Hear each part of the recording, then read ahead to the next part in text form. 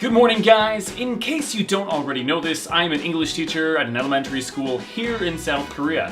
I teach grades 4th, 5th, and 6th, and today is a special day because I'm going to give you my 9 hottest tips for how to be an English teacher in the land of the morning calm. This is Rules for English Teachers. Rule number 1, don't get into staring contests with your students, because they will win every time. So when you're scanning the classroom, as you do, and you see these bug eyes coming at you from one of the tables, don't take the bait, because you will lose.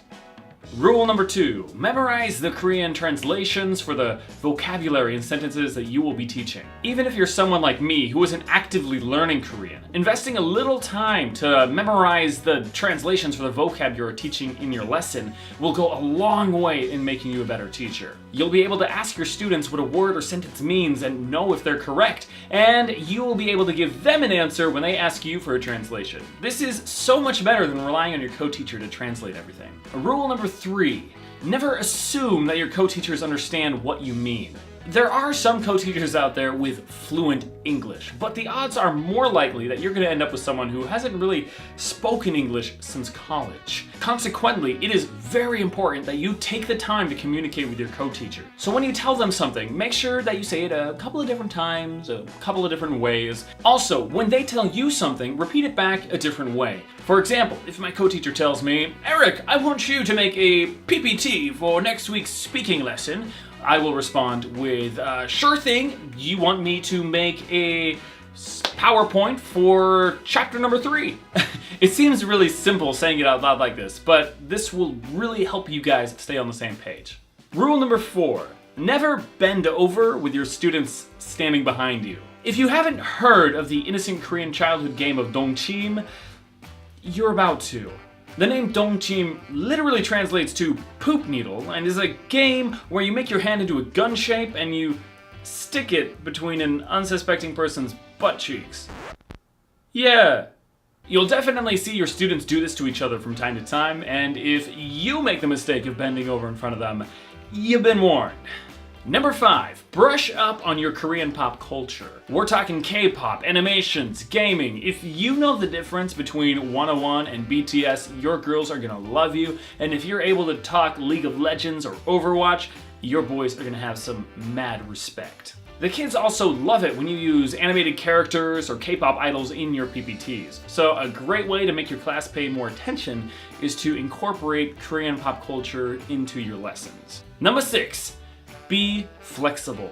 In comparison to American culture, which really likes planning ahead, Korean culture, let's just say it relies on the last minute to get things done. So try not to get too flustered when you find out that a class has been canceled last minute, or that you have a surprise class walking through the doors of your classroom right now that you didn't know you had and that you have nothing prepared for. Rule number 7, make classroom rules and enforce them without exception. Without rules, your classroom will descend into chaos. And so one of your first orders of business when entering a new school should be to make a big sign with all your classroom rules on it. For the first week or two, have your students read the rules aloud at the start of every single class, and make sure that they understand your rewards and punishment system. Now, the key to making this work is to not have too many rules and to enforce those rules every single time they are broken, especially at the beginning of the year. If you have a rule that says no talking when teacher is talking, if a student is whispering, that gets punished. Trust me. Start off as a disciplinarian and become your student's friend later. This will save you so many headaches. And speaking of being friends with students, rule number 8, build relationships with your students. Once your students know that you are serious about classroom discipline, then you can move to being more friendly with them. Go out and play with them during recess, do dodgeball or soccer, and during those 10-minute breaks between classes, go into the hallway and practice your Korean on them, or even teach them some secret handshakes. They really like that stuff. The point is to do it after they know that you're serious about classroom discipline, though, not before. Now, while you start to become friends with your kids, it is still important to remember to maintain your classroom rules. You will probably develop favorites among your students, and it is very important that you don't show them any leniency when they break the rules. Treat them just like everyone else, enforce without exception. Number 9, lastly, have fun! You're going to be teaching English here for a year, and realistically, probably a lot more than that. So, guys, may as well have a great time while you're at it. Invest yourself into your lesson planning, hype yourself up for classes, and if you're teaching elementary school like me,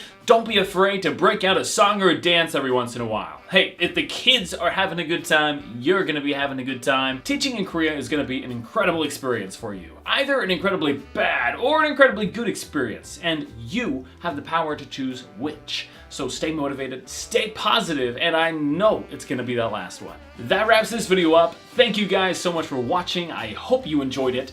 If you have any questions at all about living in South Korea or teaching English, do drop me a comment down below. And as you're leaving, make sure you gently caress that subscribe button. I will see you next Saturday.